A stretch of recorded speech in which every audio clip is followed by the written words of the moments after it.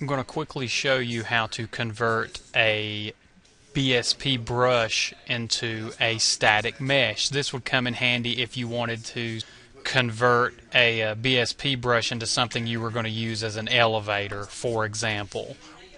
So let's first I have a platform here and a light like I always do for my tutorials, and I also have my builder brush here, and it is set to 256 by 256 by 256. I just created a basic cube. That's all I'm saying. Let me click CSG add here to add this cube. Then I'm going to move my brush. Now I'm going to actually click on brush wireframe view mode so I can just see the wireframe. I'm going to select it. This makes it easier to select the entire brush.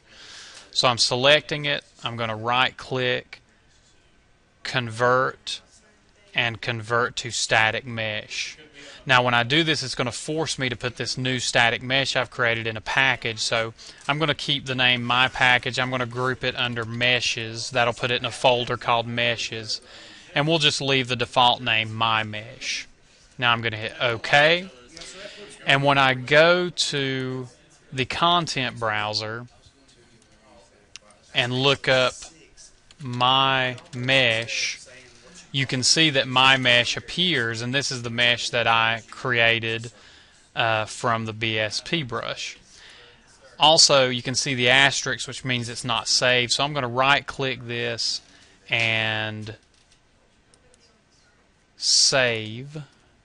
That saved my package. And as always, remember, if it asks you where you want to save a package, save it where the other UDK packages are located. That should be the default location that opens up, but you want to look for other files with a .upk extension to make sure you're putting your package in the right place. Okay, so we have our mesh here. So now that we have our mesh, I'm going to actually delete the one that's in our world here.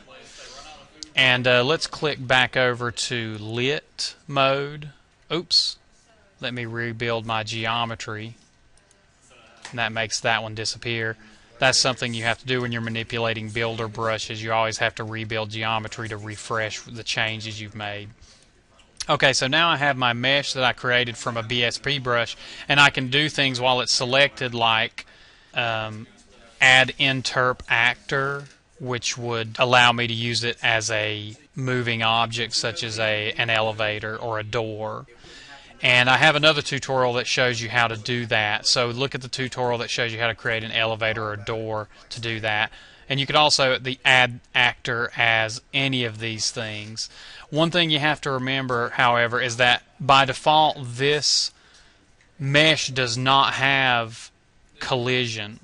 So to add collision to this mesh, we're going to double click it, and I'm just going to select collision here and 6DOP simplified collision, and to actually show the collision I'm pressing the show collision button. So that little green line box represents my collision. Now this object has collision, and let's go ahead and add it to the world here as a mesh. This is just like adding any other mesh to the world. Build, oops, close this out. Build all, close, right click, play from here, and there is my mesh. And I can't run through it.